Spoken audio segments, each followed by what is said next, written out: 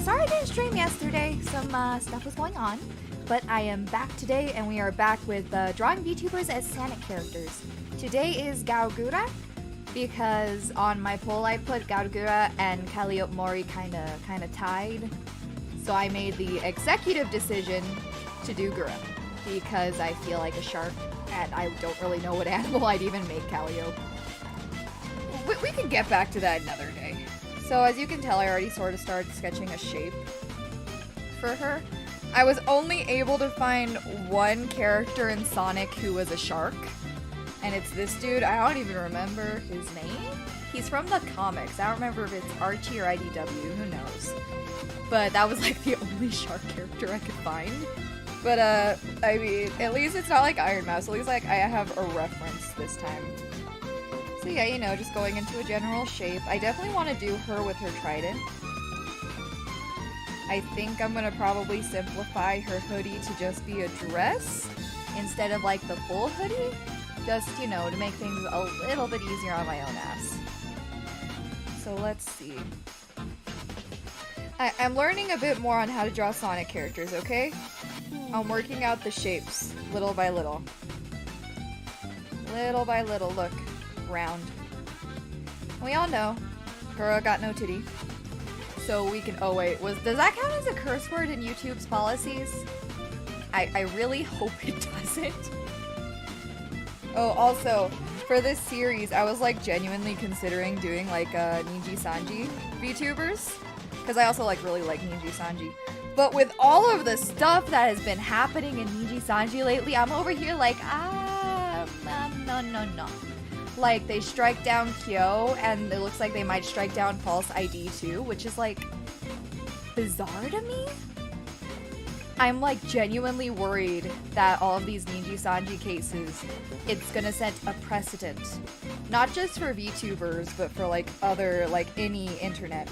Because they're trying to like strike people down just for using the images of their VTubers. Like just the images. Like not even like, it's literally just their faces. And I'm over here like, what's safe to use then on the internet? Like, I wouldn't worry about what counts as a curse word to YouTube. Thank you. But like, I am worried about like that whole Niji Sanji situation, because based on what they're doing, a sharp inhale. Because based on what they're doing, like theoretically, if I was drawing a Niji Sanji VTuber right now, just having their reference image here seems to be enough to like get them to be mad at you. Obviously, I'm like not talking crap about them. Well, I mean, I guess I'm talking crap about them now a little. But like, still, it's absolutely wild to me, the state of things. Okay, we're just gonna go ahead and like base this one more on her like actual model. She's gonna be a cute little shark, because she is a cute little shark. I'm glad she's back from her break. I know a lot of folks were worried because of her health. And like, I can relate. Anytime health goes wrong, I relate. I think we're gonna go ahead and keep the giant sleeves. I think that'll look really cute still on a shark. Because this dude is like really rough and tough. I think his name is Razor, actually. So he's like really rough and tough. So we're gonna try and like have Gura like contrast him quite a bit. Make it super Sugoi Kawaii. I'm moving this because it's a little awkward right there. Make super Sugoi Kawaii desu da. Like, her fingers poke out a little bit, so we'll do kind of like how we did with me. The poke goes all the way. And it's more like a little dress. Because we're going to be doing it much more like a dress as opposed to her hoodie. Just for the sake of simplicity. Also because Gura doesn't actually have a head fin. And I do not want to have to figure out a head fin on a hoodie. We can go ahead and do Los Manos. Doesn't matter if they make that much sense, this is just the first pass sketch. I think I am gonna lift up or lower her body. I think we're gonna lift up her body, excuse me. So it's a little bit higher up here. I swear, this does not sound like a Sonic song. This sounds like Danganronpa. go. Lift that up a little bit. It has been like super heckin' windy where I am. So like if I suddenly die, it's just like my internet got knocked out by the wind, which has been happening fairly frequently, and I'm over here like, please, please, I just want to do. This is why I was like limited last week so much. It's just been like super heckin' windy. There we go. We're getting a cuter shape. Sometimes I feel like when I'm sketching, I'm sculpting, like just adding these little bits little by little. That looks cute. What did they do for the eyes? They have like a really strong brow, but I don't really want to do that for Kura. So we're definitely gonna try it. She's definitely gonna have the 2 eyes. That looks cute so far. It's funkin' windy. It's so windy. Oh, no wonder I'm struggling so much. My brush is so low. I usually sketch with like a much larger brush like this. So then, looking at my other ones to compare. Oh, those are way too small eyes then. Yeah. Lower here. Ah, way too big. That's a little bit better. Yeah, that's cute. And then it's much more of a snout. So it's gonna have those little nostrils instead of a full nose. Because I feel like if I put in like regular nose on this, it's gonna look like super cursed. So let's not do that. This still looks a little cursed right now. But we'll figure it out little by little, right? Like Iron Mouse looked heckin' cursed for a bit. I think that's a bit better. And I think if we go ahead and like bring them all the way here, it'll kind of give the idea of her hoodie without doing like the full ass hoodie. My hands are like hurting so bad today, and it's for the dumbest reason. Like, well, not the dumbest reason. Like, obviously I've mentioned it before. I have arthritis in mi manos, so I do just like generally feel pain in them whenever it gets cloudy, windy, and all that stuff, and cold. But like, I've been going like ham on Groove Coaster.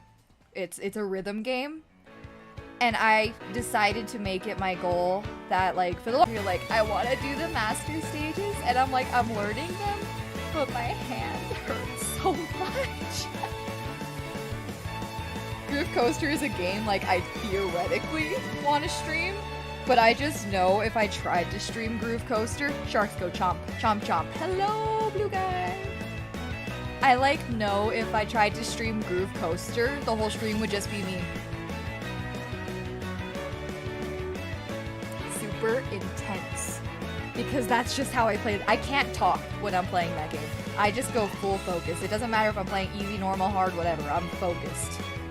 Which means it's not very engaging content unless like the occasional times I royally screw up and I'm out here like cursing. Which again, is engaging content. But we can do a better sleep class.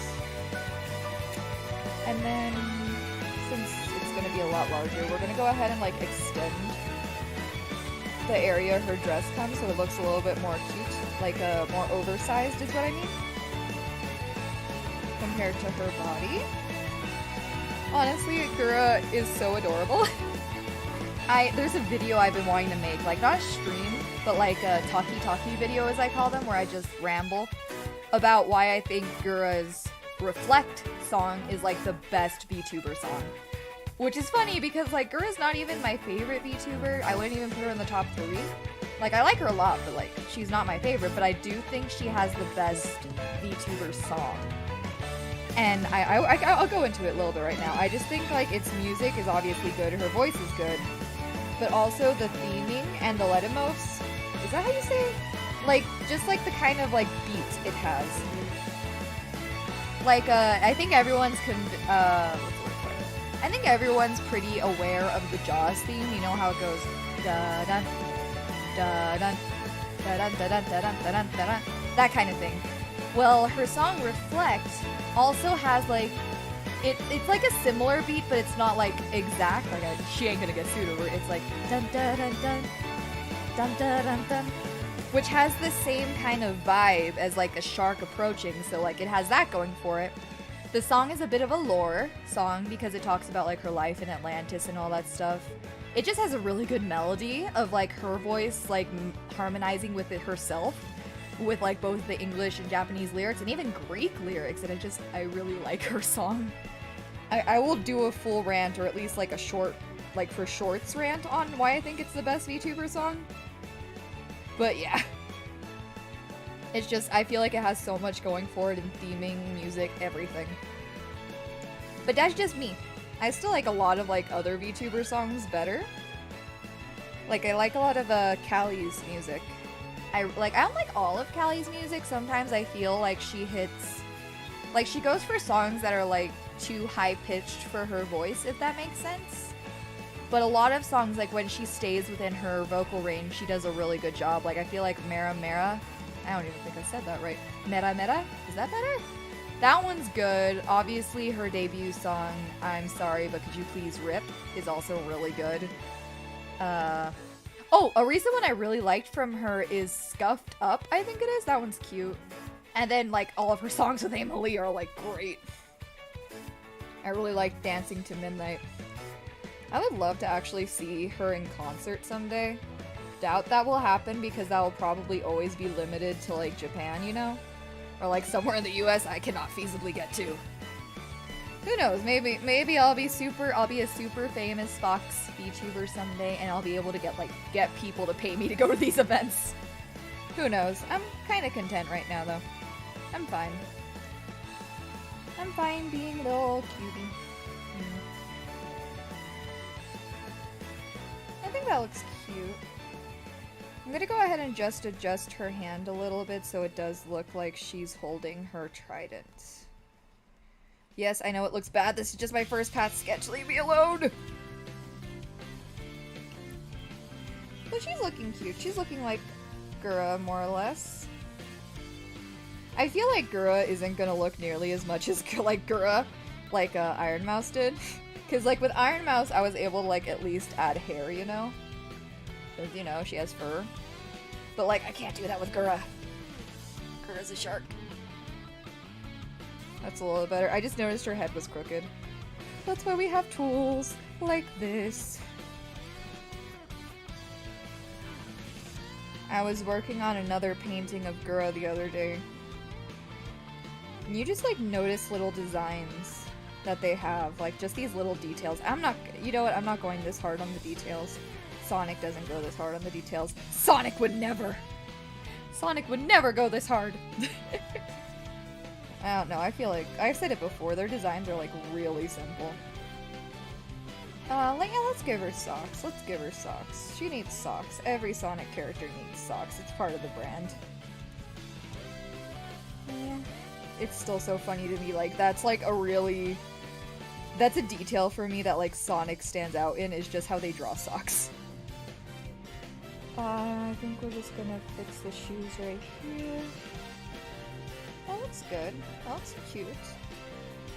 No, her shoes are not like that. I don't know why I was going off the rails with that design. There we go. She has, like, platforms, I just noticed. Which I can relate with. In middle school, I used to wear platform sneakers in order to look like I was taller than I really was. Excuse me, it wasn't in middle school, it was in high school. I used to wear platform sneakers, so I'd have like an extra 2 or 3 inches, I think it was, and I put like socks because I was very self-conscious about my height. So anyways, what happened is I eventually, sneaky fox I am, I eventually like sprained my ankle really bad, and it was like such a stupid way too. I was on swing set, but I sprained my ankle like super bad. So obviously can't wear my platforms anymore. So I had to go to school with like slippers for the good foot, and then like obviously like a little cast for the bad foot. And people are like, "Why are you so short?" I'm like, "I'm always this short. I was just deceiving all of you." I was just deceiving you all. I don't like wear that. I don't wear those kinds of shoes any. Oh my god, did you hear that crack? That crack was my hand. I don't like do that anymore. I don't wear like super tall shoes anymore because I'm a bit more comfortable with my height. And because I've sprained my ankle so many times by now, Like, I don't trust myself in anything like higher than like half an inch. You know, after you sprain your ankle once, it makes you much more likely to sprain your ankle again. Why are you not playing? It makes you much more likely to sprain your ankle again. Because, like, I don't remember, it's like something like the tendons? Is it tendons? Like, something like that has become a lot weaker from when you sprained it. So, like, as a result, like, the slightest motion and you're spraining that shit. So, I'm very used to spraining my ankle at this point in my life. Like, to the point of which it's not even... If I sprain my ankle, I don't go to the hospital for it anymore. Because it happens that frequently. Like, if I broke something, like, obviously I'll go to the hospital. But, like, just regular sprains, I kind of ignore it until it gets better. Like, I go to the hospital for so many things. I don't need to go for, like, another thing. You get me? I'm fine. I'm fine limiting my hospital visits. Figure out her eyes. She looks, like, really cute. I don't know. She's giving me, like, Cream the Rabbit vibes, to be honest. That's the vibe she's giving me. Oh, no. Now she just looks dead inside. Oops. Pull up. Pull up. We can fix this. Yeah. That probably didn't help. Oh, actually, it helped a little. It at least looks more like in the Sonic style, but it still looks like very... She looks a little unhinged. That's okay. Same, but a month later, I'm a backup. It was an accident-prone kid. Oh my god, I feel that. She looks a little unhinged. Orange juice. She looks a little bit unhinged. We can fix that. Let me just see how his mouth is. Let me just adjust this. Yeah, this is looking cuter. I think I'm gonna do one more VTuber after Gura. I'll put that up to another vote. It's probably gonna be Callie. Like all things said, it's probably gonna be Callie. I have no idea what animal I'd make her, though, is the only issue. Like for like another project, I had to look up animals that were like considered omens of death. But like, I'm thinking of them now, like there's crows, there's spiders, there's bats. None of them really fit her. I think the closest, if like I did have to choose, is probably going to be like a bat for Callie. Because I feel like I can go ahead and make the wings emblematic of like her blah blah blah blah blah. I can make the wings like reminiscent of her cloak. And maybe if I adjust her ears or her hair, I can like give the idea of her veil. Callie just has like a really complicated design. I probably am gonna put like a Kiara up for the thing too, because I also really like Kiara. But like, I also don't want to draw a bird in the Sonic style. That sounds terrifying. What are her eyelashes like? She has really small eyelashes. Okay. Did not anticipate that. How does this look? No, do not like that. You hear my dog screaming? My dog is screaming. He saw a cat outside, and I'm over here like, yeah, no, huh? No, sweetheart, I do not need you to hurt an animal outside today. Please. He's never actually, like, caught anything outside. He's not fast enough or coordinated enough. Like, he'll see cats, he'll see, like, squirrels, and he'll, like, run after them, but, like, he trips on his paws, and I'm like, buddy, buddy, you're not coordinated. You're, like, as coordinated as your mother, so, like, not coordinated at all. That sounds about right. Alright, this is looking very cute. We're gonna go ahead and sketch in. I am not doing a detailed version of her trident right now, just doing a very generalized shape. It's just gonna look like a fork right now, not even a good fork. It's just gonna look like a shitty ass fork. And we'll go ahead and go. I am really liking how she looks right now, though. I think she looks very cute. She looks sugoi kawaii desu.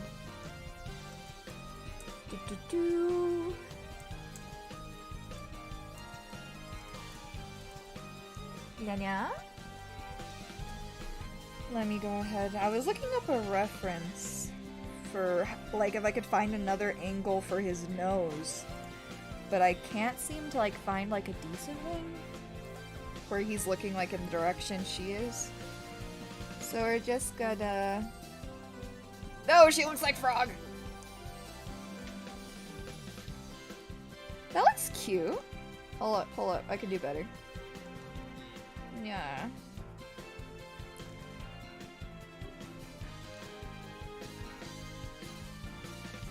I think that looks really cute, okay? Cute shark, hell yeah! The cutest shark. The cutest shark, Gao Gura. Gao Gura.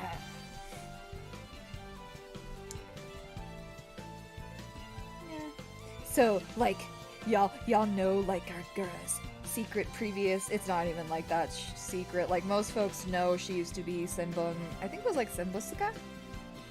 Or something like that was the VTuber's name, wait, I'm sorry I blew out your eardrums. I just really had to sneeze. And it kind of came out of nowhere. I'm so sorry. Thank you for the bless you. I appreciate the blessing. I did not mean to sneeze that hard. Oh, that hurt. That sneeze hurt my entire body. Yeah. I think, because, like, I like doing drawing series like this where I can just vibe, draw with y'all. It's like, I think it has good vibes. So I've been, like, really into The World Ends With You lately.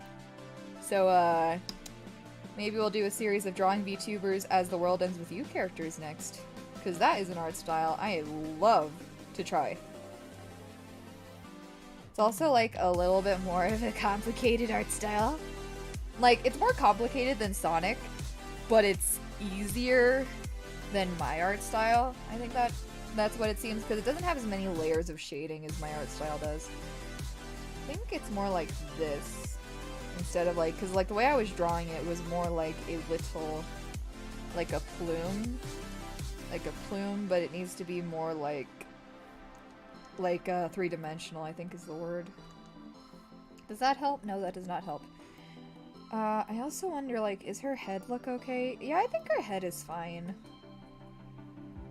So we go ahead and have that. Oh shit, that's what I'm forgetting, her tail. Tweety stream when, maybe, in the future. I really want to stream the actual game, but, like, the issue is, to stream the first game, I don't even know how I would go about doing that. Cause, okay, so, The World Ends With You, like, it had a, what's it called? It was originally for the DS, and it heavily used the DS touchscreen. So when it got ported to Switch, it also uses the touchscreen, which, you know, it's awkward. You can't really stream that way because, you know, no Robogato or anything like that's gonna transfer touchscreen. And while it does have a, like, a handheld kind of version, where you can go ahead and, like, use the Joy-Cons, it's very inaccurate and doesn't work very well to use the Joy-Cons. So that's why I'm over here, like, I want to stream that game so bad, but I can't. Or, I mean, like, I hate it, but, like, maybe I'd have to try, like, an emulator to play it. Like, that's my best guess. Yeah, definitely big rip. So, like, theoretically, I can just go ahead and play the second game, and that would probably be fine. But I feel like you're missing out on so much if you haven't seen the first game. Because, oh my god! I don't know how he opened the door. How does this dog open the door? Buddy, that was closed. Nobody's in the... He did it himself. Buddy, why? We interrupt the stream for dog. We interrupt the stream because dog just broke down my door. I think he actually... Because, like, I could see my door from where I'm sitting and, like... I kind of feel like he did break it a little. He's the Kool-Aid man. I don't know how he does this. Because, like, every time I look and I'm like, is it, like, one of my family members? Did they open it for... No, nobody's there. I don't know how this dog does that. He has such a big paw, but, like, he doesn't have opposable thumbs. Well, yeah, he left. I guess he just wanted to see if I was eating something. No, baby, we're not eating. That scared the shit out of me. I was like, what the hell is that? I don't know, he really do bust that door down like he's the Kool-Aid man. Like, dog, chill. Chill, it's not that. Oh my god, he's so weird. Alright. Yeah, we're getting there. Okay, tail. I keep forgetting about the tail. Let's go ahead and do it this way. Did they do anything fancy with the tail? Not really. I think we could do like a pretty tails wear. You don't need thumbs to open. I guess you don't need thumbs to open doors. But like, it's still like, how does he do this? It's like, I feel like even if I like tried to lock my door, he'd find a way. He's a German Shepherd, so he's like painfully smart. How do I... her tail has a weird shape. It's like something like that. And then she has a bite taken out of it. I can't remember the lore. I think it was just like she got bitten by like another shark in Atlantis or something like that. I know I love VTuber lore, but like I have a hard time remembering it. Get ready to do a second pass. Turn this all the way down. We'll start to 10. Should be good. I need the Chaos Emerald! Shadow the Hedgehog stream win! Yeah, when he gonna get that damn Chaos Emerald? That damn 4th Chaos Emerald. I was really looking into that, actually. I am planning on getting the Steam version of Sonic Adventure 2, because that's like my favorite Sonic game. Yes, mostly because of the Chow Garden, but I don't care. I was thinking of doing that because I do want to run like a mod stream with it. I think that'd be fun. It'd be fun as hell. But like, I've never actually played Shadow the Hedgehog. Because when it came out, my folks were like, yeah, no, you're not allowed. You're not allowed to play Shadow the Hedgehog. It is too edgy for this good Christian household. And I was like, but Sonic. You know how much I love Sonic.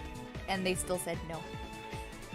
So like my only experience of it when I was a foxling was like a cousin of mine had the game. And like I watched it. I was like in their room watching it like all exciting. Sonic Rider wins, Sega, Sonic Rider. Never. They don't care about Sonic Riders.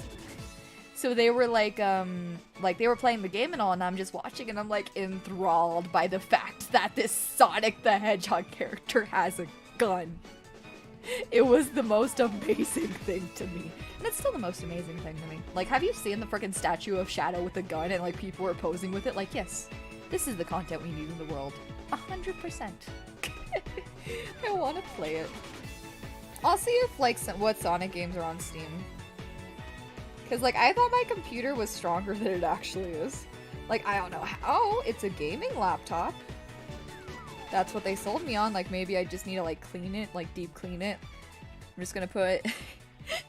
I'm just gonna put my computer in the washing machine. That should clean the hard drive, right? Right? Nah, we'll see. Oh, speaking.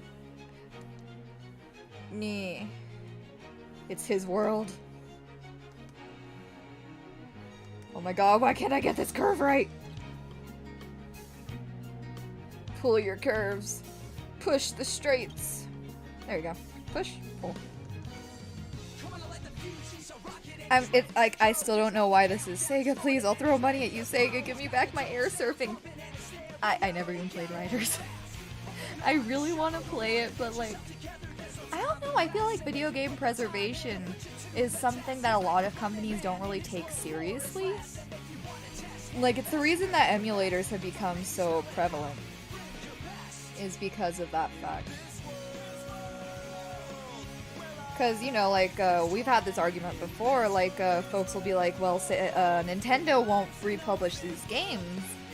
What other legitimate way is there to get it? Because, like, yeah, you can buy it from a reseller, but it's not like Nintendo's making money from that resale. And it's not like, at this point in time, emulating those games is taking money from them. So, like, I don't know. Folks are wild, you know?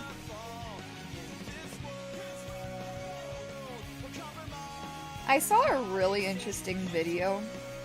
It's not my fault you messed up the series by making it 360 Kinect exclusive. Did they really do that? I remember the Kinect. I never got to try the Kinect, but like... Free riders, yeah, I'm here for it. Isn't there like a fan-made version of the game that they're working on that has like Hatsune Miku in it? Like, I think I saw that. And like, I really want to play it. I am a huge Vocaloid nerd. I'm a huge Vocaloid nerd, as shall be proven within like the next week or so, because I have a video that's coming out that's just me ranting about Vocaloid. A talkie video. Oh my god, how do you draw a muzzle? You know what? That looks shark-like, right? That's a shark, and she has like super... Yeah, let's go off. Let's go off with the teeth. Just give her so many teeth. You know, super sharp, that doesn't work! Heck. That didn't work. Also, on a lesser request to Sega, I like the storybook. Oh wait, that's like Sonic and the Seven Rings and all those games, right? Like the ones where he's just in existing stories, right? I also never got to play this. Listen.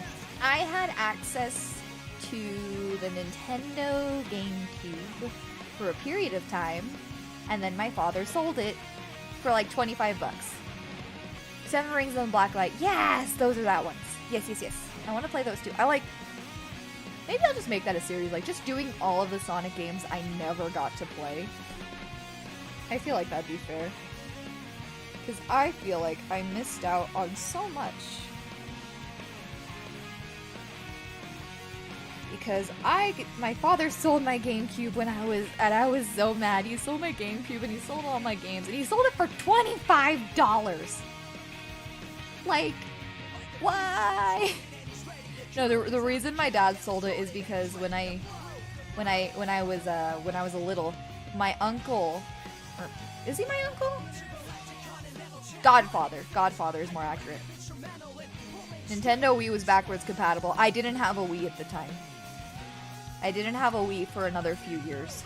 But what happened was my not stepfather, I don't have a stepfather. My godfather, he bought me for my birthday an Xbox 360 along with a few games, okay?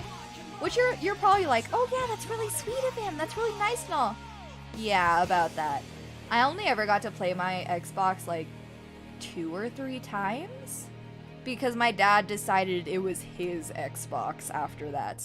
So he played like Skyrim all the time, and I was like never allowed to touch that machine. And like yeah, so I never really got to play any of the games that came out on that because I just wasn't mine. Yeah, Skyrim, he still plays it on his PC. It's Skyrim. So yeah, I like some years, what is that?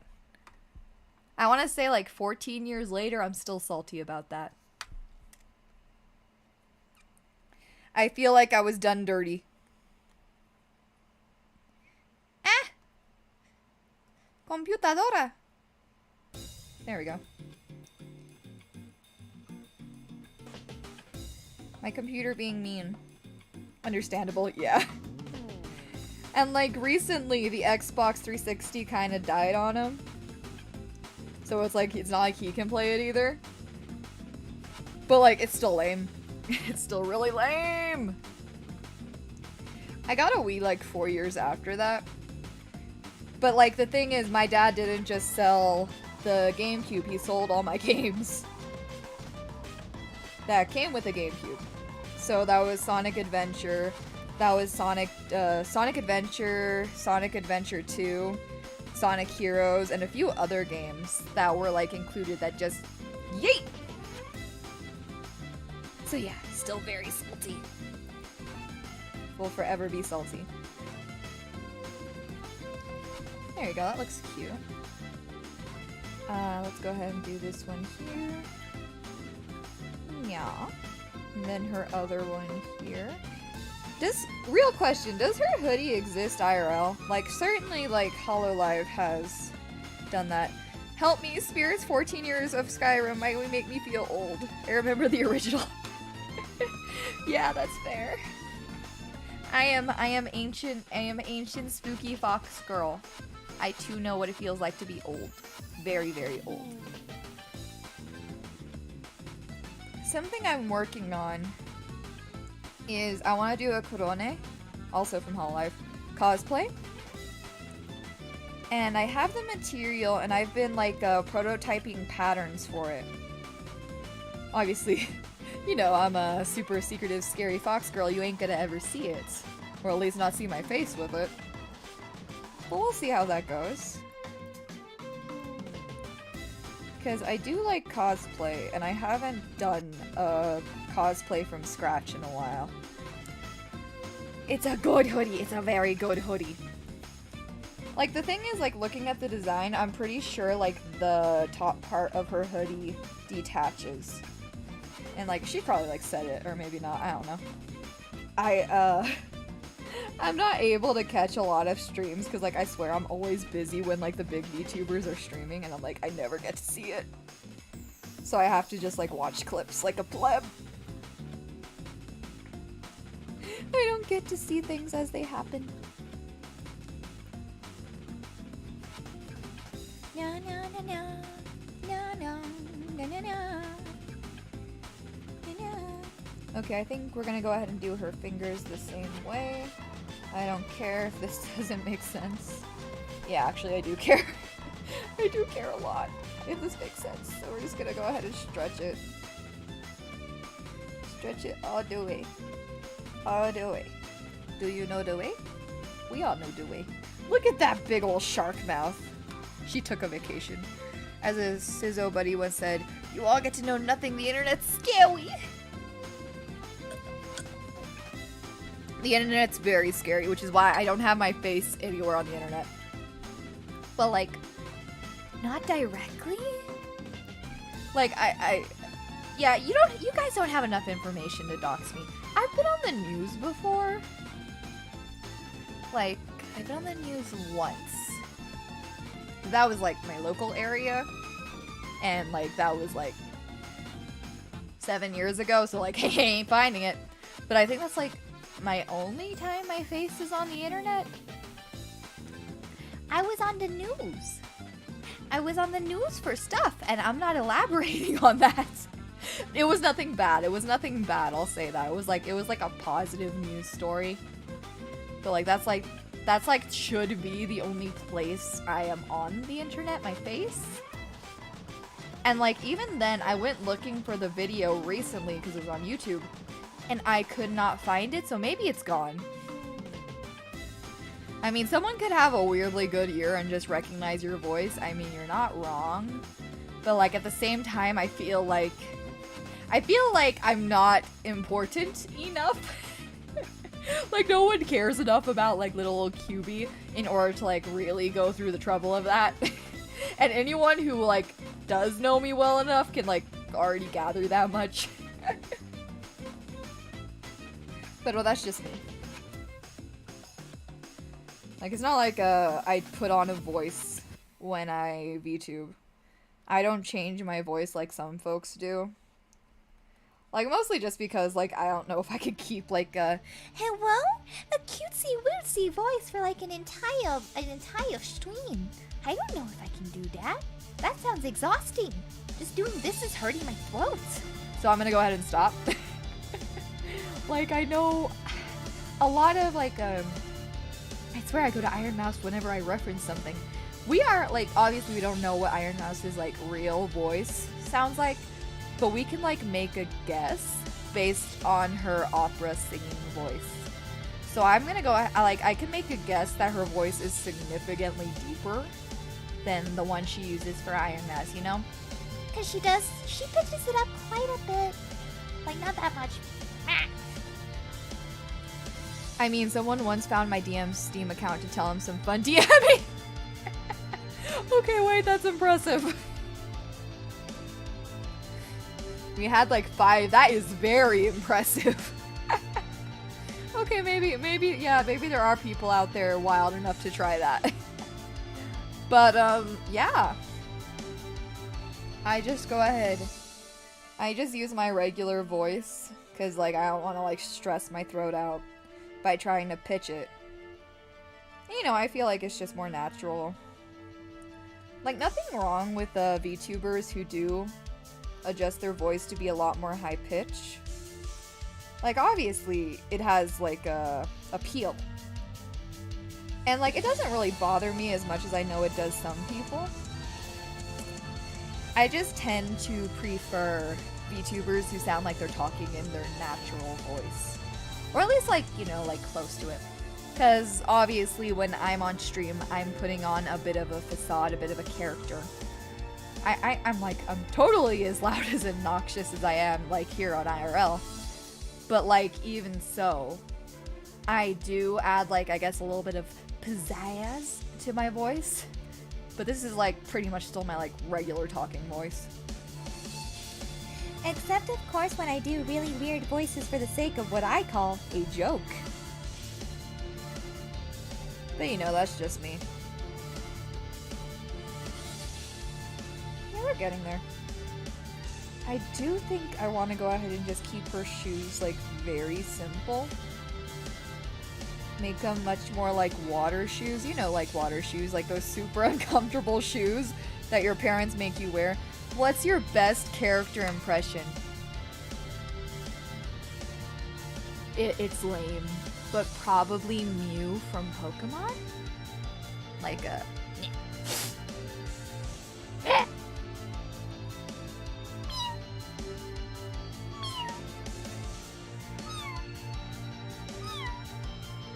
Yeah, that's best I got.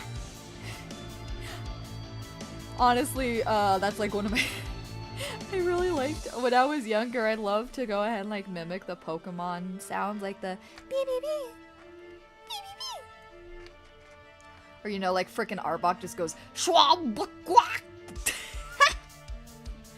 Just like all those weird... I want to do that. I want to like just go through the entire Pokedex, or at least the first 151. And just try and voice all of them. To like, no matter how good or how bad it is, I want to see it. I want to see that crap. Maybe that's an idea for a future stream.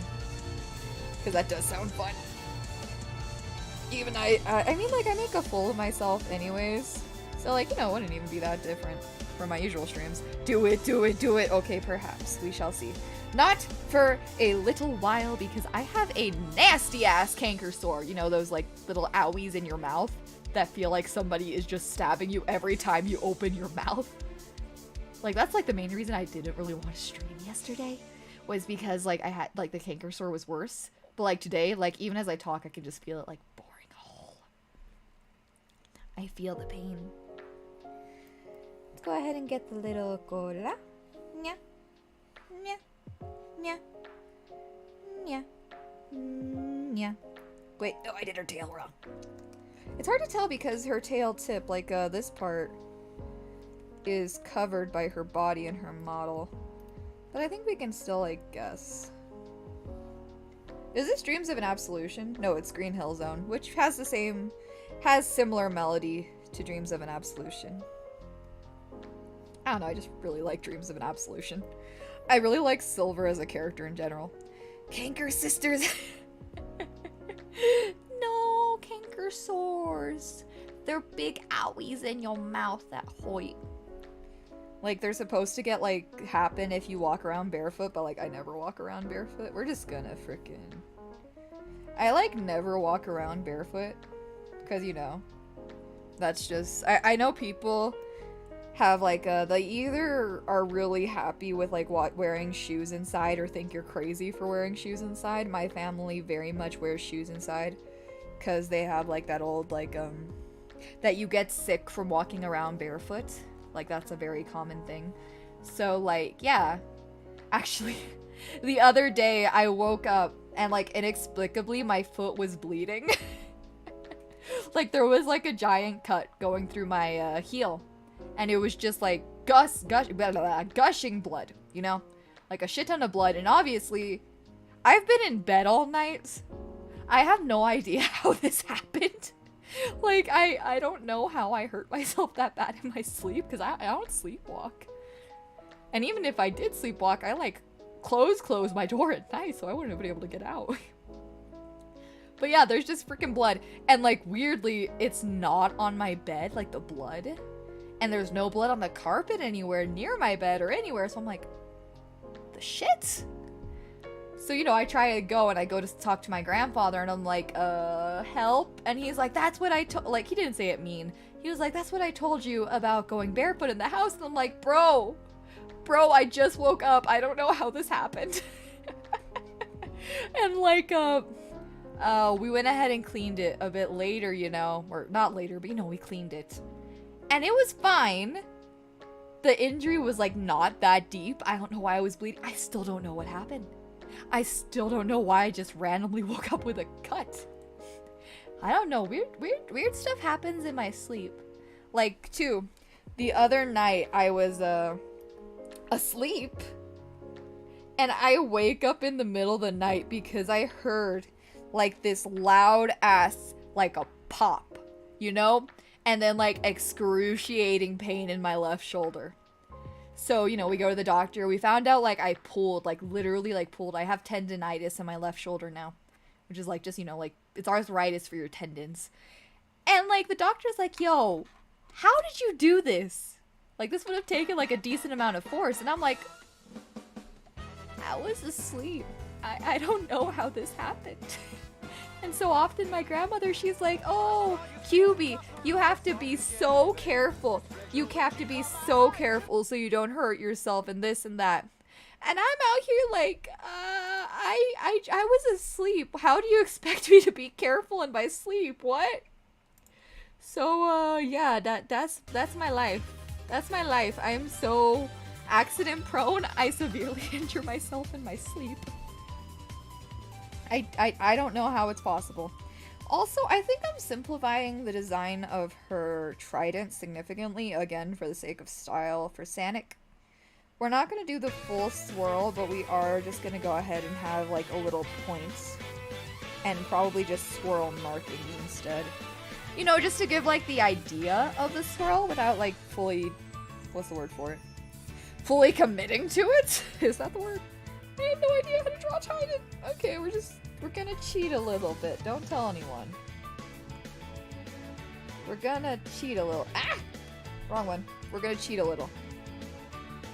So, ah! Stupid thing. Keep clicking the wrong heckin' buttons.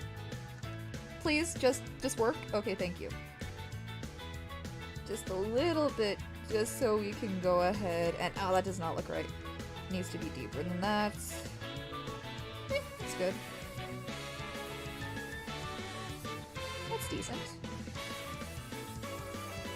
Boom, we have a vague trident shape. We have a vague trident shape. Ooh. I'm really bad at drawing anything symmetrical, I'm sorry. I'm just bad at it. It's hard. Okay, there you go, and yeah, that can cover part of her face, I don't care. We are just gonna do like a little hilt. Just to make it look nice and pretty. Yeah.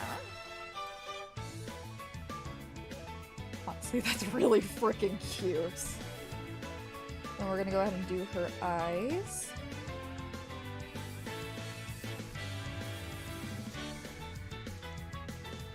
And for some reason, like Sonic characters, their eyes have like a really weird thing with perspective. So we're gonna go ahead and try and adjust it little by little. Yeah, this is just second pass. I'm still not being a perfectionist. Oh my god, that looks horrifying! Girl, what the fuck?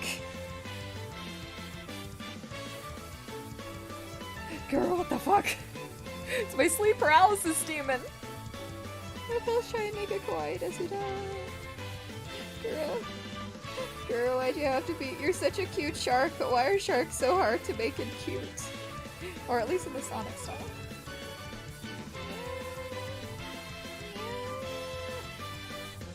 And then, like, we have the eye shine because I complain about it every time, the fact that they have it separate, which is lame as hell, but I think I have a solution for it this time.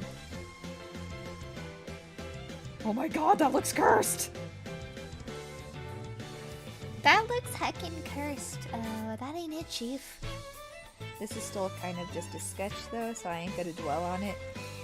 I could go ahead and give her like the giant ass. Nah. She doesn't need that. She can be a very soft shark, okay? We don't need to follow it strictly because that dude's not even in the games. Is he even canon? I don't even frickin' Sonic canon is so mixed up to me. Like, I wouldn't even know where to start. Her eyes are too big, that's why it's tripping me up. That's why I'm feeling so weird about this.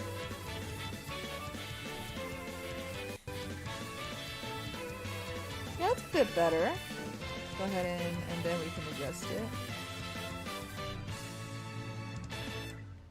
That's a bit better. We'll just go ahead and properly adjust it. We just need to tilt this eye. Rotate it, I mean. Ooh! There you go. That looks significantly cuter and less horrifying. She looks less like a sleep paralysis demon. Just gotta tilt this too. There we go. See, I knew we could make her cute. Like, she's already so cute, but like, I somehow made her deeply uncanny. So this is currently our final sketch before we go on to lining. So let me just go ahead and think for a second if there's anything else I want to do. Like, I really wish I could see from behind. So it does seem like this protrudes out somewhat. It isn't like a smooth, like I drew it. It just protrudes out a little bit, so you can go ahead and see that. And then I think we are just gonna go ahead and have it like this, you know, like just the implication of depth. I think that'll work. Oh my god! I'm gonna have another slurp of orange juice.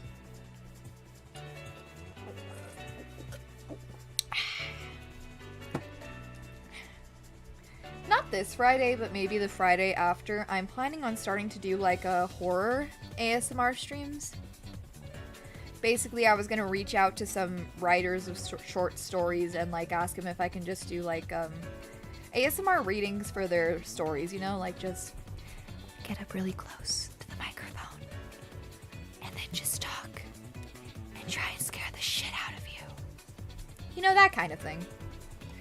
Cause like I really like horror stories, but I also know if I just sat there reading a horror story for like hours, I would get really tired. You know. That's something I thought of. Oh yeah, she has her little fishy thing. And that thing, it's so cute because on her model, this thing actually moves like independently, which is so cute. I do believe I am quite content with this sketch. Let me just reference. Yeah, I think we did a good job. She looks more shark-like now because I added those teeth. I feel like she still does look like Gura, but there's definitely going to be a conversation to be had over how I am going to color her because of this, because of the fact that she is a shark. Because, like, obviously, we know how much I struggled with Iron Mouse. I struggled a lot with Iron Mouse, just trying to figure out, like, how to do the colors. Because, like, I just came back and heard readings. Creepypasta channel. Like, not full channel, but, like, just read a few... read a few creepypasta. I'm, like, probably not gonna do... I want to, like, read, like, lesser known, but I also want to read, like, well known, like, the ones that really freak me out. So, like, I forgot English. I'm probably like planning on like doing like a mix of like well-known and unknown readings, or at least for like probably for first stream I'll just do well-known, just so I can get like a vibe for this, you know? Because I do have like I'm a huge fan of horror. I love creepypasta since I was like a tot. I was a tater tot. So yeah, that's definitely something in the plans for me. And it's something I sought out to, like, I don't feel like you have to just wait for Halloween in order to do spooky stuff. Like, you should be able to do spooky stuff all year round. Like, horror is important. Keeps our fear response trained. Because there's so little for us to be afraid of nowadays. You know, in the traditional sense. Like, we're not being hunted by wild boars anymore. Or at least, I hope not. I mean, like, I don't know your life. Maybe you are getting hunted by wild boars, but, like, preferably no. Let's go ahead. Oh, now I can draw curves, huh? Just gonna do this in one quick. I had a dream I worked at an aquarium last night. Well, like, not worked, but, like, was learning from the aquarium person. And, like, I got locked in the aquarium at night.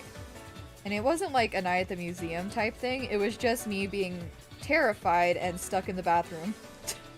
Because I didn't know what else to do. And just trying to figure out how to, like, discreetly leave the aquarium after morning. And, like, that's a weird tangent. I don't know. I've been having a lot of dreams about aquariums lately. Because I've been taking, like, obviously I've been taking care of my aquarium.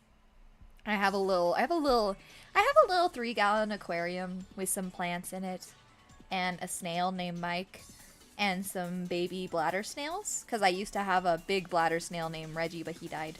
He died after he gave birth to, like, 100 babies.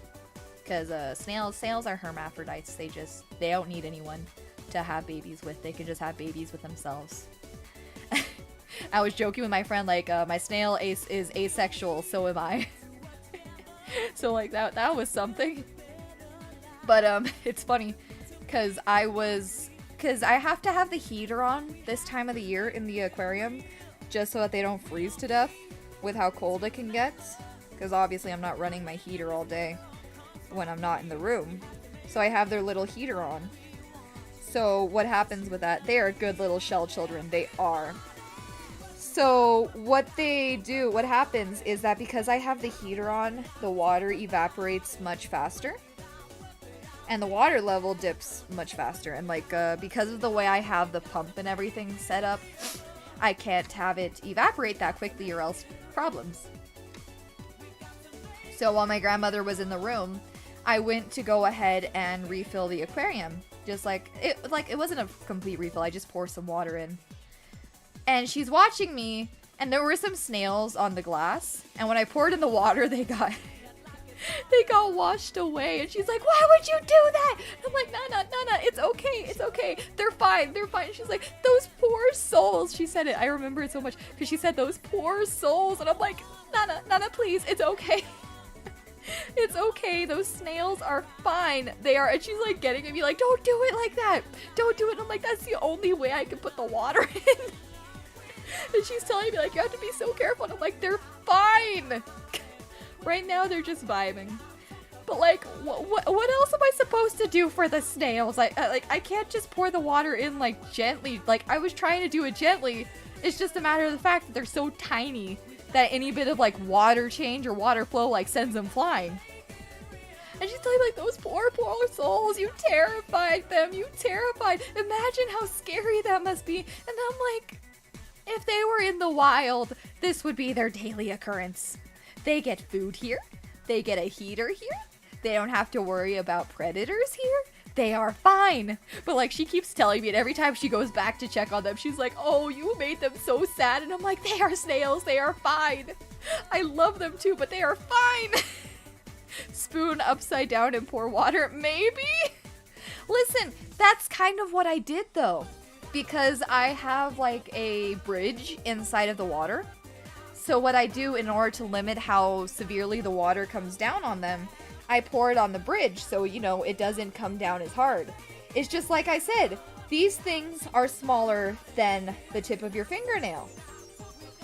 They are so tiny. So the tiniest bit of like water flow sends them flying. And there's just like not much I can do about that. Unless I want to like take a pipette and like do it like a couple of drops at a time. Those snails have to deal with it. Dump the whole bucket in at once. Now that doesn't work either. Here's the thing, like I'm barely filling it like half a cup of water. They're fine.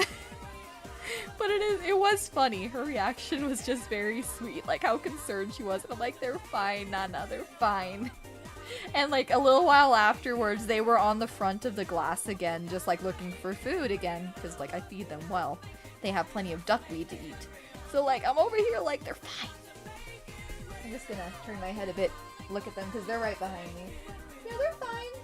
There's one on the front of the glass right now. They usually like to hide for most of the day just because they're so tiny. They still have that instinct in order to avoid being eaten by predators, even though it's them and Mike, who is a mystery snail. And while he is significantly bigger than them, mystery snails do not eat other snails. They are good snails. Oh my god, why can't I get this right? Mystery snails don't eat other snails. Like, the biggest thing that Mike does to them is sometimes, you know, he's a snail. He's unaware that they are there. So he'll kind of just like, he'll kind of just walk over them. There'll be one like on the glass and he'll just crawl over them and I'm like, Mike, no! But they're fine. Like, snails are very durable little creatures. I will say Mike is like, I don't know if it's like actually like a learned behavior or what. So lately there's this one spot in my tank where I usually drop the algae pellets, which is what I feed them. You know, it's just it's like algae just dried. It's, you know, nothing fancy. So I drop it in the same spot, right? So he'll go over there, he'll eat it, he'll like he'll walk around it and then he'll leave. So lately, he's been returning to that spot where I dropped the algae, and he'll like walk in a circle for a little while. Like, he doesn't do this every day, but he does it sometimes.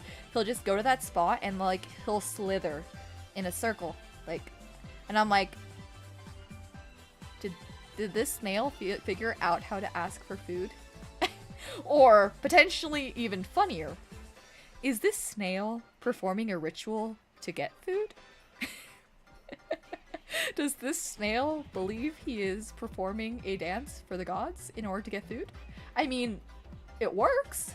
When I see him doing it, I give him food. So I mean, his ritual works. But it's very funny. Like, are snails supposed to be I don't feel like snails have that much brain, but I feel like the snail has developed a brain. It's also funny because like I'll drop it on him sometimes because, like, you know, he's right there and it's a little hard to measure your aim when you're dropping it. And these things are like a quarter the size of his body. It's not like I'm dropping something giant on his ass. But like he pulls his head like really fast to like pull his head into his shell. And then right away I see his antenna come out and he's like, oh, it's a food. And he starts eating it right away. That snail is like always eating, like every second of the day. I swear. If he was not in a tank, I'd probably hear him crunching at all hours of the night. Cause I've had to replace my duckweed stock like several times just for him because he eats so much of my duckweed. And like when I just used to have Reggie, because Reggie was the first snail I got, because I wasn't even like planning on adding snails to my tank. It happened accidentally. When I got it in like a store of duckweed. But Reggie didn't used to eat that much. But also, to be fair, like Reggie was a lot smaller. Like obviously he's the dad of all the bladder snails I have in there right now. And like I still have Reggie. Snail ritual, does a little dance. That's what he's doing. He does like a little dance to feed him. It's actually, like, if it didn't take like half an hour for him to perform the ritual, I'd film it. Because it feels like it takes a while and sometimes he gets distracted. Because, you know, he's a snail. He has other priorities. But it's, like, very funny to me. But, like, I still have Reggie. You know, I have him preserved in a glass with alcohol in it. Because, you know, that's something you can do. You know, he's a snail. And it felt wrong to just, like, throw him away or throw him in the backyard or something. It felt wrong, you know? I'm like, he was my buddy. And, like, obviously I can't go to a pet cemetery and give him a snail. I feel like they'd make fun of me. But yeah, I've grown very fond of snails because of having these guys. And I was, like, looking into getting another snail for the tank, because I have a much larger tank now. So, you know, obviously I have more room, but that also means, like, I need something else to be keeping up on the algae and all. So why am I shading it like I usually do? What? So what I have been doing instead is that I was, like, looking for different kinds of snails, right? Understandable. I was looking for different... Excuse me, my nose! I was looking for different kinds of snails to add into my tank. And I was at Petco, and I was, like, looking, and I'm like, oh, that snail looks really, really cool. It had, like, a really, like, a really long shell that, like, pointed out. It was, like, really, really cool. I'm like, wait, I think I can kind of draw it. It's like, nyeh, nyeh, nyeh, nyeh, nyeh. It was something like that, you know? But, like, I asked the lady about it. I'm like, yo, what kind of snail is this? I want this snail. And she's like, oh, that's an assassin snail. And I'm like, what now? You know, because obviously you hear something called, like, an assassin snail, and you're like... So I'm, like, asking her, like, what does it do? And she's like, oh, people get it to curb the populations of bladder snails in their tanks. And I'm like, oh, no, we're not doing that. We're not doing that. Obviously, because, like, the other snails in my tank, aside from Mike, who's a mystery snail, are all bladder snails. And I'm like, oh my god, like, I'd just be feeding the babies to him. I'm not doing that. I was actually just curious. I wasn't gonna get the assassin snail after that. I was like, could it hurt a mystery snail? And she's like, oh no, mystery snails are too big. I'm like, really? That's the only thing stopping it. So now, since I'm not sure about another snail, I was looking into getting a shrimp.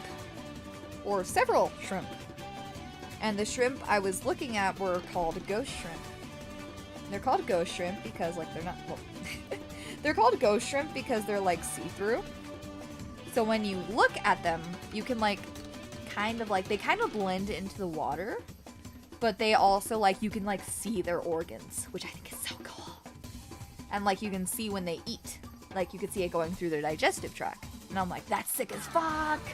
So I'm, like, talking to my grandmother about it. I'm like, yo, I wanna get ghost shrimp. She's like, but shrimp are for eating. Like, and I'm like, yeah, but these ones wouldn't be for eating. And, like, do you really want to cross that boundary? Do you want to be eating shrimp and then think of your ghost shrimp? And I'm like, you're probably not wrong. Like, that's true. Like, I don't want to be eating shrimp and then, like, thinking about my babies. She also just kind of thought that they were freaky looking. The shrimp with the drip. But, like, also, I don't entirely trust myself. Because when I was at Petco another time, it wasn't like a ghost shrimp. It was a different shrimp. I think it was like peppermint shrimp. I was just, like, looking at them in the tank, and I was just like, oh, those look delicious. I was, like, literally looking at, like, the frickin' shrimp for sale as pets, and I'm like, oh, that looks yummy. So, like, maybe I wouldn't be able to trust myself. Like, those things would die, and I'd be like, let's get the butter. I'd be like, oh, I'm joking. I wouldn't do that. But, like, I get where she was coming from. Like, do you really want to cross that boundary between food and pet? And I'm like, yeah, that's fair. That's very fair. Listen, it's not my fault so many animals taste so good. Like, I made salmon New Orleans tonight, which is salmon with, like, Cajun seasoning and shrimp. So, obviously, yes, I will eat shrimp. But at the same time, I also think that I'd be, like, really cruel if I did get shrimp. Like, cause I eat in my room, obviously, and I have my tank in my room. They shouldn't have been made food. So like, I feel like that'd be a little cruel to the shrimp. In order to like, I'll be eating my plate in my room, and my tank is like right there, and they see me just eating shrimp, and I feel like that'd be like really messed up. So like maybe we won't be doing that. I feel the same thing about fish. Like my tank is too small for fish, because like I never wanted to have fish in my tank. This was meant to be a plant aquarium alone. I got a snail on accident. It's filed from there. But I wouldn't be able to have fish for the same reason. Because I like fish a lot. Like I eat a lot of fish. Pigs like bacon. Oh no! I like fish a lot, and I'd also be like, I feel like that'd be a little cruel for them to be watching me while I eat my fish. Like that's a little messed up. Like that feels like a little cruel, you know? Like, I mean, like fish definitely do eat each other. Like that's something fish definitely do. I recently watched the movie Paddock, and oof. Oh wait, why am I shading that? That doesn't need to be shaded. Nya! I zoned out talking about my shrimp. Or my future shrimp. And my snails. I love my snails so much. I love my snails a lot, okay? I know people say that's weird to love snails, but I love my snails. They're very cute. Although I have to say... Fine, fishies have 3-second. Actually, that is false. Fish have pretty decent memory, actually. Like fish like goldfish, betta fish, like, you know, just fish. They can even be taught to recognize their owner's faces. They can be taught tricks and all that. They don't have a 3-second memory. They're actually pretty intelligent. The animal, this is going to be a little surprising. The animal that is closer to having a 3-second memory is actually like dogs. Dogs don't have a sense of object permanence, whereas like some fish do. So like when you leave your dog, they think you just died. like yeah. So that's interesting. So yeah, fish do have pretty good intelligence. I remember una viejita, one old lady that was a friend of my grandmother, not the one I live with. She used to have a betta fish. And this betta fish, and I saw this myself, this betta fish was like really, really intelligent, like eerily intelligent. So what he would do is he was able to tell what time it was, like, you know, just based on like the sunlight, you know, like a lot of animals can do that. But he was able to tell what time it is, and he knew when it was time for him to be fed. So what this fish would do is, I don't know if he squirted it from his mouth or if he splashed it, but he'd like shoot water at this old lady. Like, hey, I'm ready to eat. Get me the food. And like I said, I saw this. And I don't know, like again, I don't know if he's like shot it out of its mouth or if it like slapped it with its fin or something, but it literally like just shot water out. Like to get her attention that it was time to eat. And she's like, oh yeah, he does that every day. And I'm like, what? How is this fish doing that every day? And that is like so cool. Rest in peace to that fish though. That fish got a little bit murdered by a cat. From what she told me, the fish jumped out of the bowl and the cat wasted no time. So, you know, that's unfortunate. This is why tanks are supposed to have lids, for the record, because like a lot of fish know how to jump. But yeah, I thought that was like so fascinating. To be fair, though, this lady was just like a freaking Dr. Dolittle. Like, she had such a weird thing with animals. Like, they always acted weird around her. And not weird, like, in a bad way, but weird in, like, she had, like, a magic connection with them.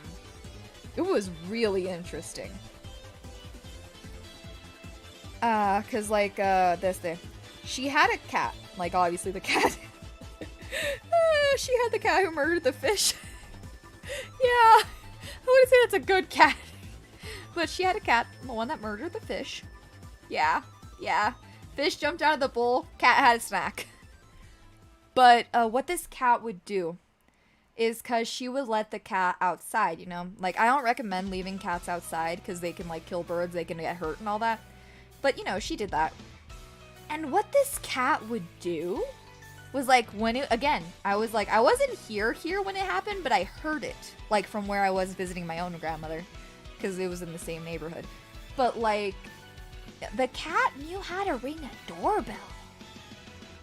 Like, that cat would, like, just jump up and BAM! Doorbell. And she'd be like, oh yeah, it's time to let it in. I'm like, yo, what?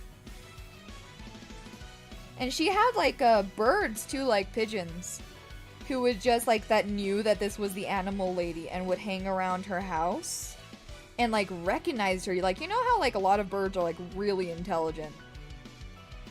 But yeah, this lady was just, like, had a way with animals. It was frankly incredible. She had, like, a really, really cute dog. I forgot what her name was. But, like, a really cute dog. Like, a very, like, a little vicious, a little bit of a murderer. But, like, cute, you know? And I'd sometimes bring my grandmother's dog over to her dog. So, you know, I think, you know, like, doggy play date. That kind of thing.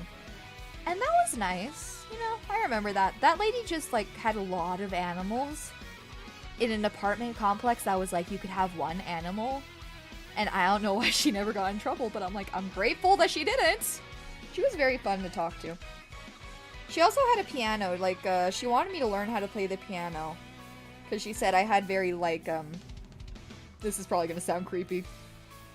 She said I had nice long fingers that were perfect for playing the piano. And I was like, it's a little bit of a serial killer thing to say, but thank you. I mean, I've actually had that comment, like, more than once. I've had people ask me, like, things like that. Like, about, like, my hands and all, and I'm just like, I've seen JoJo's Bizarre Adventure, I know where this goes! But yeah, like, wait, how does Gargara's hoodie, does that thing, like, actually open? Can she theoretically... That's weird. I never noticed that about her hoodie. I'm gonna just, like, sort of limit that design for simplicity. But, no, I've had that comment about my hands, like, fairly frequently, just about, like, different things. Like, for a long time, it was about basketball. They'll be like, oh, you have such, like, long, nice hands. Do you play basketball? And I'm like, yeah. Like, but, like, not really, you know, like, that was just, like, my favorite game to play on, like, the playground, basketball. And, like, I fudged up my fingers so many times to the point where, like, it's very obvious I've played basketball. Or then, like, and then I started playing volleyball and people were able to, like, kind of guess that. But, like, I was playing volleyball before I knew how sick I was, and then, like, I had to drop out because of that, because, you know, obviously. It's a little too dangerous. Oh my god. I loved playing volleyball, though. It's still, like, the only sport, like, I 100% know the rules. Because most sports, I, like, don't know what's going on. And I was pretty good at volleyball. Like, I wasn't the greatest, but I was very good at, like, doing dives. So, you know, like, if the ball is about to fall, I was pretty good at catching it, like, right before. Obviously, you have knee pads for volleyball, so you don't, you know, screw up your knees. My knees are still screwed up, but for, like, different reasons. But, yeah, I used to do, like, a lot of volleyball. When I was in college, because like I said, I just graduated college, I was playing volleyball, you know, just in the courtyard. You know, I'm having fun and all. And my brain, like, remembered how I used to play when I was doing it, like, in school. And I dived for a ball. I was in my pajamas, and I did not have knee pads, so... Yeah, I did damage my knee doing that. But I caught the ball, damn it! I'm still proud of myself. Okay, this is from Unleashed. This song. Yeah, I don't know. I feel like I've had, like, a weird life. Something I've said before in the past is I feel like I used all of my luck when I was 10 years old.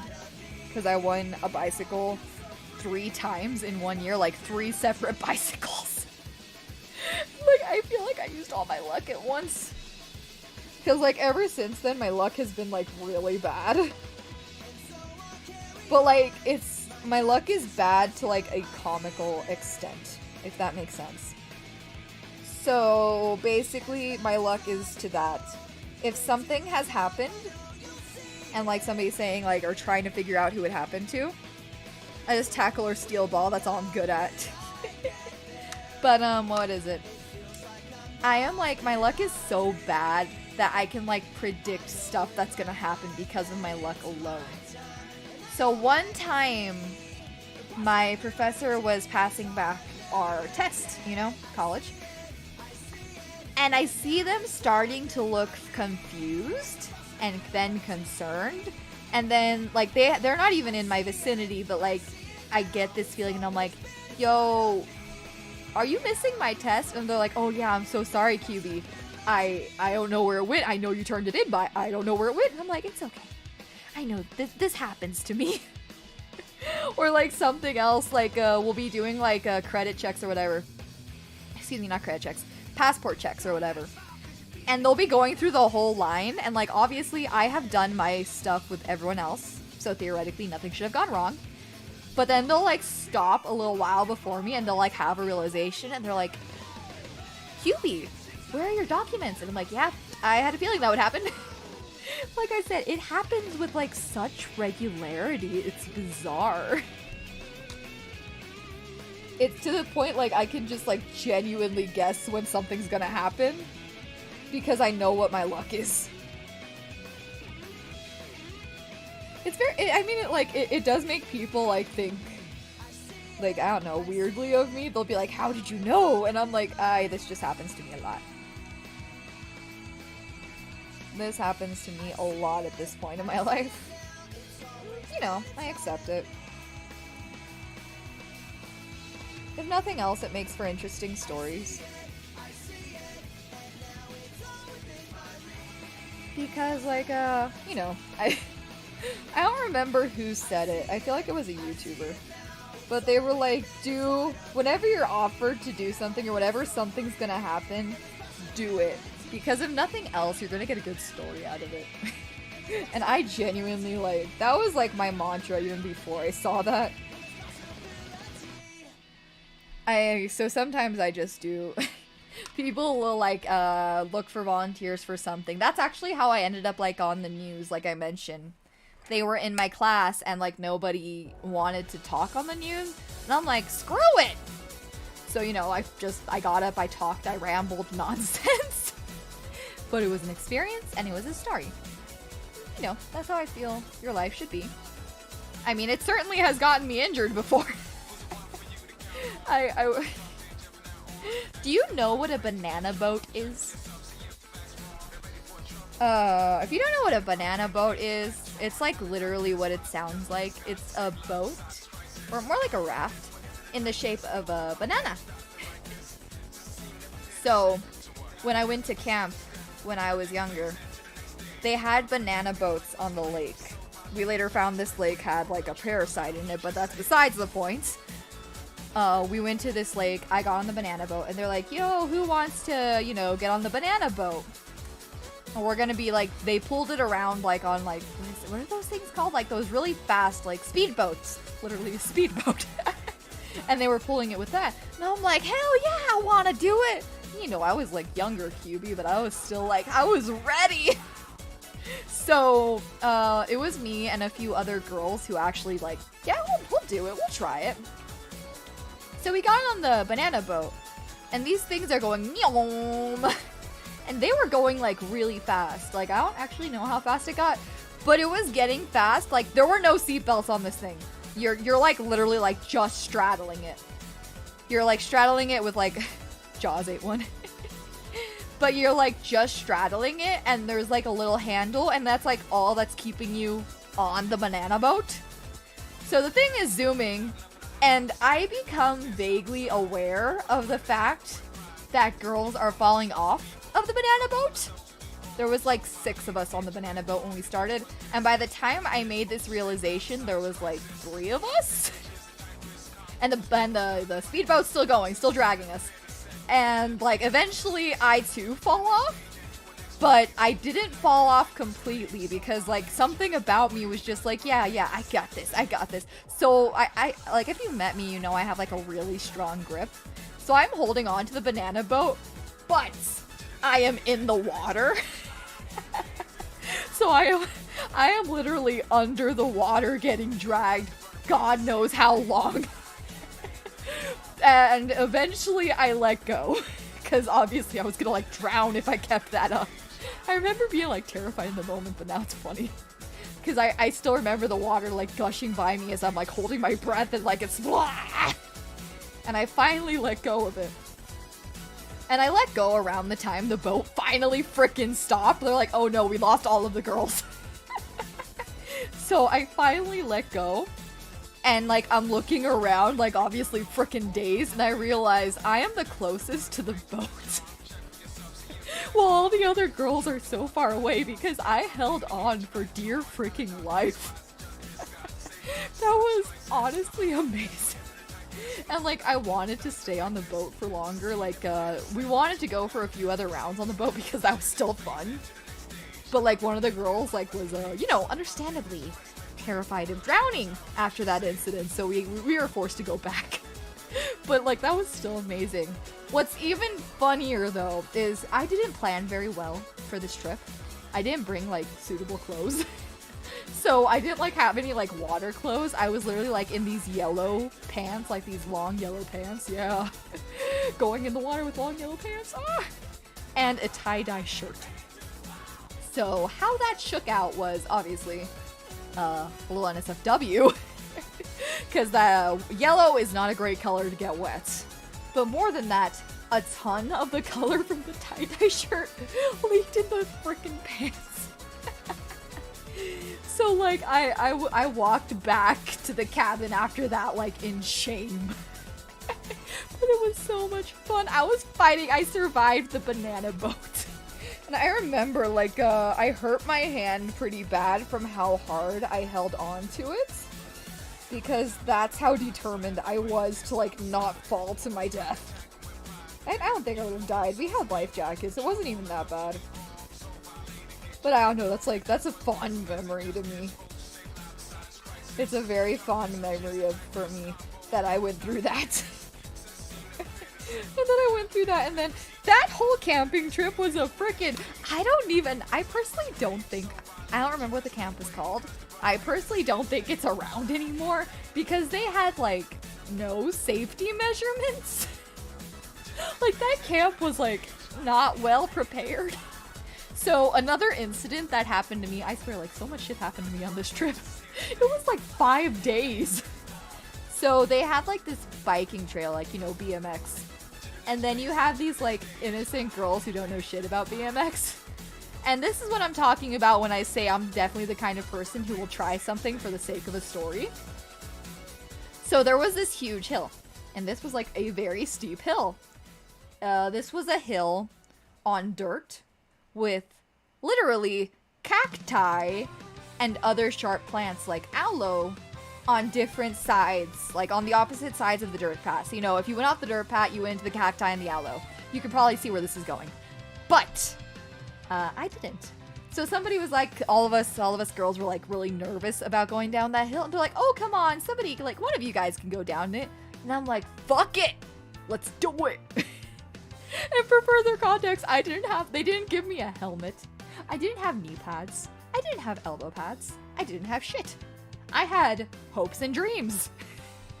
So I go down this hill and I'm like, zoom. And I'm going down the hill and all. And I'm like, wow, I just learned how to ride a bike, by the way. And I'm like sliding down this hill. And I thought I did good because I got to the bottom of the hill without dying. And that did not last long. Like, I got to the bottom of the hill and I hit a freaking rock. There were rocks on this dirt road that they were expecting newbies to figure out. I don't know. So I hit the rock and I go careening into the... to the cacti and the aloe and all of that. And then, like, the handlebars, like, hit me really hard in the stomach. Like, really hard. It looked like frickin'... The bruise looked so bad, man. It looked like raw meat. And like, obviously, I'm in excruciating pain. But I was still in that period of my life where I'm like, I'm gonna be a tough girl. QB ain't gonna cry. QB ain't gonna cry like a bitch. Nothing wrong with crying. But that was my mindset. So they're like leading me past, like I'm taking like this little walk of shame past all the other girls who are now terrified to go down this hill. And I'm just like walking like, I'm good. And they're like, oh, you're so brave. You're so brave for not crying. And I'm like, I'm good. And then they get me to the quote unquote first aid. I still laugh at this. You know what they freaking did for me? I didn't even get an ice pack for my bruise or anything like that. I got like 2 band-aids for like the cuts I got. And they're like, okay, you're gonna vibe here for a little while and then you're good to go. And I'm like, am I good to go? And I'm just like, Jesus Christ, man. 2 band-aids. And like, I still have a scar from that incident. Like, this is what I'm saying. This camp was not prepared. I just got my... I still remember that incident. Like, it was painful too. Like, it was really, really painful. It was so funny. And then, like, I get back and I'm like, hi. And they're like, are you good? And I'm like, yeah, I'm fine. This camp was shit. No, something else that was, like, really shit about the camp. Like, it wasn't, like, full-blown out in the wilderness, you have to survive kind of camp.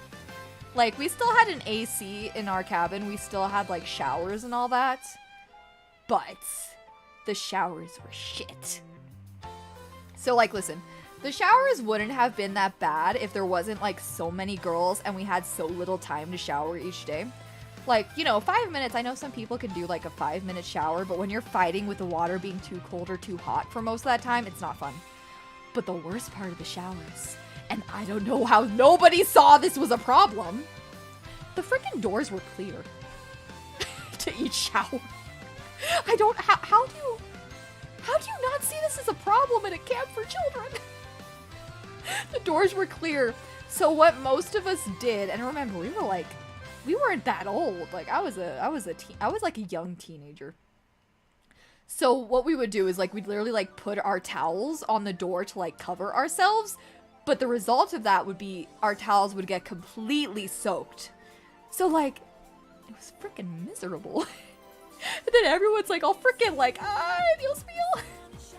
And, like, I remember, like, we were all so tired every day because this camp was, like, weirdly structured. So we were, like, doing, like, crazy amounts of exercise when it was supposed to be, like, a relaxation camp and a leisure camp. But we were doing so many exercises. So what they had scheduled for us, they had, like, it was, like, an hour or 2 hour reading break that we were supposed to take once a day. I don't think anyone fucking read during those breaks. Like, nobody read. We all slept. Because we had to wake up at, like, I think it was, like, 6 a.m. And they made us... We didn't get to sleep until, like, midnight. Because this thing was, like, a leadership camp in big old quotes. So the way it worked is that we do all of our shit and all. And throughout the day, we do, like, camp activity. And then from, like, 8 p.m. to, like, midnight, they'd put us in these, like, leadership seminars. So, like, imagine a TED Talk, but boring as hell. And that's, like, you just went through, like, a long-ass day of doing exhausting things, of falling off a mountain bike, of getting dropped in the lake. And then they're like, oh, yeah, now you gotta stay awake for 4 more hours listening to the most boring people talking. Wasn't fun.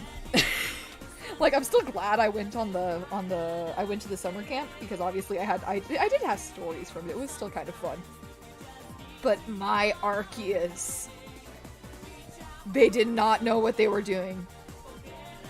And you want to know the most frustrating part about it?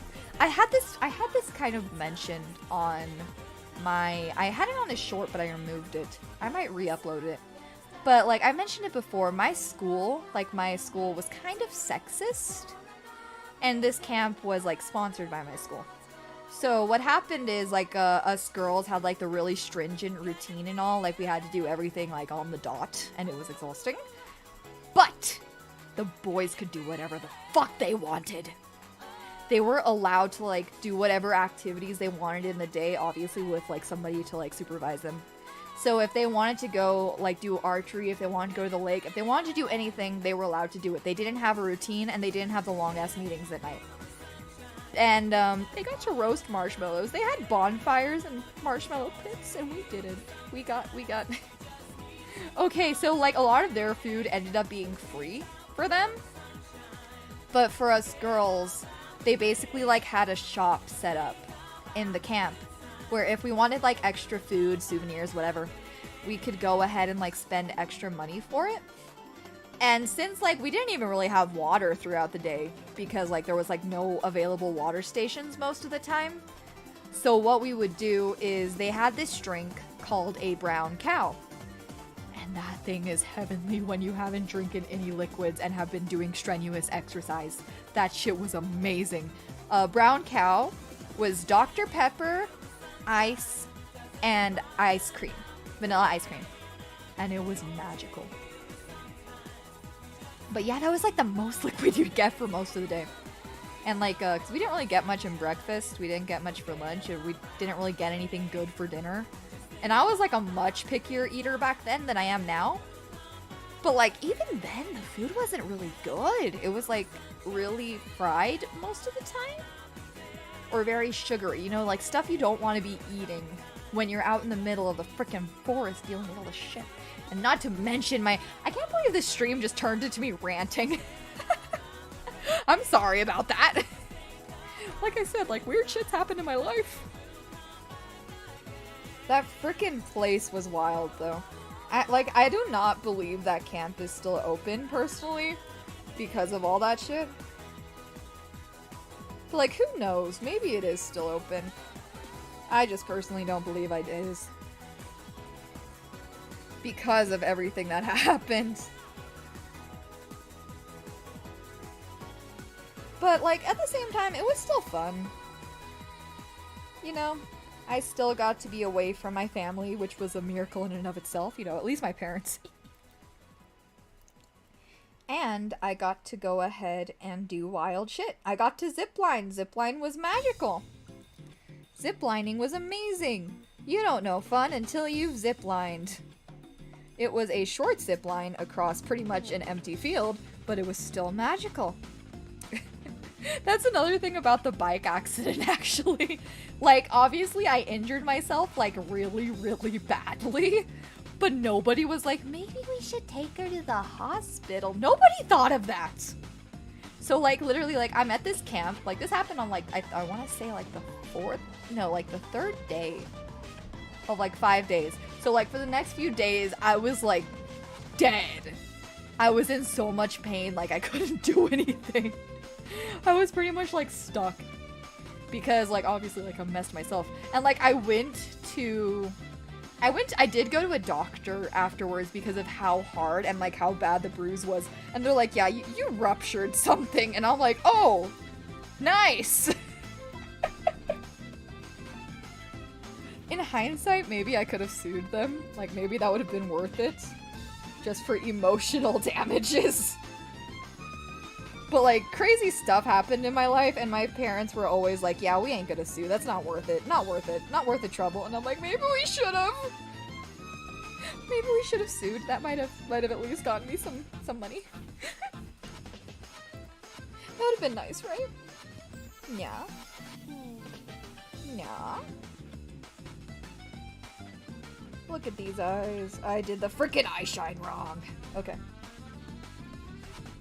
Also, my hand is dying on me. I frickin' hate arthritis. You know you can get arthritis at any age. I know it's like considered to be the quote-unquote old people disease. And to be specific, what you get when you're older is called osteoarthritis. It's just the arthritis you get from wear and tear of life. What I have is rheumatoid arthritis, which is a autoimmune disease in which your joints are being attacked by your own body and basically fucking you up from the inside. And now I have tendinitis, like I mentioned. So, yeah, I don't know. A lot of folks aren't aware of that fact that you can get it at any age. Because I tell people, oh, I have arthritis, and they're like, you're so young! And I'm like, I'm 200 years old, shut up. But even if I was, cough cough 24, you can still get it at any age. Because it's like genetic. It's genetic, I believe. I don't believe there's like anything like outside of that that causes it. But it's still really interesting. She looks so cute. I don't think she looks too uncanny. God, I hope. But like, yeah. I don't know, it's just interesting. A lot of diseases that we assume can only affect people who are older can affect you at any age if the conditions are met. Like, hell, even something like Alzheimer's can, like, there's such a thing as, like, children's Alzheimer's. Like, literally little kids can get it. It just makes you want to keep, like, it's why you have to keep such an eye on your health. Because there are, like, so many variables you don't know could be at play. That's why, that's actually why the reason doctors ask for your family history. Because I believe some doctors have said that's the most important factor in diagnosing, because if they know what's going on in your family history, it means how likely you are to have like some other illness, you know? Because my arthritis is hereditary. My mother has it. And some of my other diseases can go as far, like I have a lot of conditions.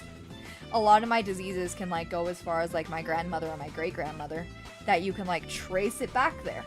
You know, just little quirks of our DNA. And while theoretically there is like research going on in order to like limit these, I don't think that such illnesses will ever be like completely eradicated, because a lot of them come from like little mutations that happen in our DNA. I'm not a biology person by like any stretch of the imagination. I genuinely I was like in high school we took AP biology and I was like the only person who flunked it. I was valedictorian in my high school, so like quote unquote second smartest in my graduating class, but I was so bad at biology. Like the idea of just like working with that kind of stuff, it just doesn't compute in my brain. It's why I work a lot better with like inanimate concepts like geology, which, you know, I got a big weed. So rocks and all. But you know, folks are really weird with these things. Like, I fully believe that everyone is ascribed to like different skills and abilities. And while you can hone different ones, like obviously you can have somebody who's particularly good at English, but they want to learn science, like that's like perfectly fine. But I do believe that sometimes we are just like, it's based more on how we are raised, I think. But even then, that doesn't really have any factor in it. Hold on, putting chapstick on. Like, personally, I was raised in a household that had a very big focus on science, math, and all that stuff. Like, they very much wanted me to go into some sort of field in that thing. Both of my parents worked in hospitals. So, like, there was that kind of expectation from me that I would go into, like, some sort of, like, nursing field or whatever. But I was somebody who was always drawn much more to art than that. Yay, psychological evolution, yes. I've always been somebody who was always drawn more to art. And while I do really like geology, I still feel like my place as far as like a career is art. Even if I like combine that with geology. Like something I learned is a program called GIS. And GIS is like, if I want to be like really liberal, I can just call it a art program. If I'm being really, really general with that usage of the word. It's just like a mapping program. It lets you like draw in maps directly and all and figure stuff out from it, like different data and whatnot.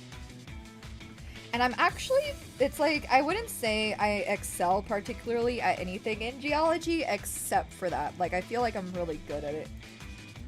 Is this nub off, or is it a single? I can't tell. We're gonna go ahead and make it a single. I'm pretty good at mapping, actually. Using ArcGIS. That's the name of the program. And, like, it's pretty fun. You can do a lot of colorful things with it. You can literally make it into an art piece. So when I was taking my intro to GIS... When I was taking my intro to GIS course, what I used to do... And I'm so glad my professor, like, let me do it. She never had a problem with this.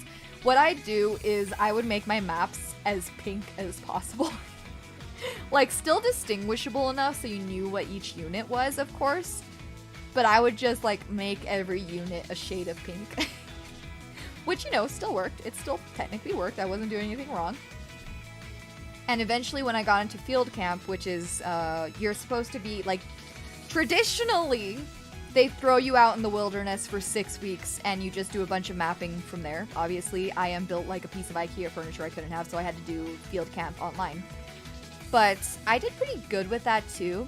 Like that, it's harder, ironically, it's harder to do field camp online than to do it in person because it's harder for you to like take measurements. But I did pretty good on that, and that's why I still feel like I do, like if I were to like get into geology as a full career, that is what I want to do, just mapping. Because I find it very, I guess you could say, relaxing, the whole process. Because it is similar to just drawing. But, like, obviously there's more math.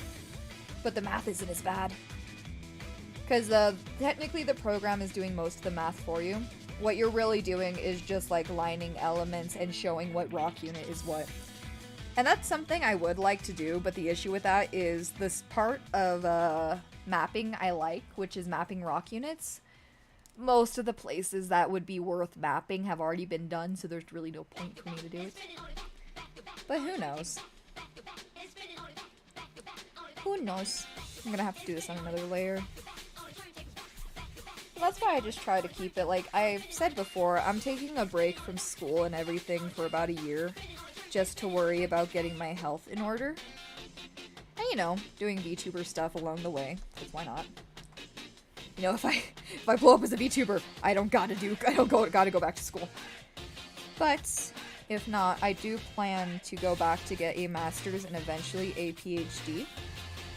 Because I also like the idea of teaching at the college level. I don't want to be teaching high schoolers because I don't have the patience. But I do really like the idea of like teaching college students. And probably like not like the hype, like the really specific types of information, but more like the intro to geology, because that's where I would like to work. You know, introducing people to a field I love so much. The irony is, I don't know if I've ever mentioned this to anyone, I kind of became a geology major on accident. It's funny considering how much I love it now, but I definitely became a geology major on accident. So what happened is, like, I've always liked rocks, to be fair. Like, I used to collect them as a kid, and I started collecting them again as an adult. But what happened is, I was originally going to go to college for electrical engineering, and then I was like, I don't like math. I would rather not. So obviously, that didn't happen. So when I was applying to college, I had to, of course, choose a major, and I felt like it would be, I was embarrassed to put undecided. So I was just like, okay, let's do something else. And my initial thought was, let's do environmental engineering. That's like somewhat similar, right? Like that's like a type of engineering. Like I won't be a failure. And then I was like, wait, that's still math. That's how I decide my decisions.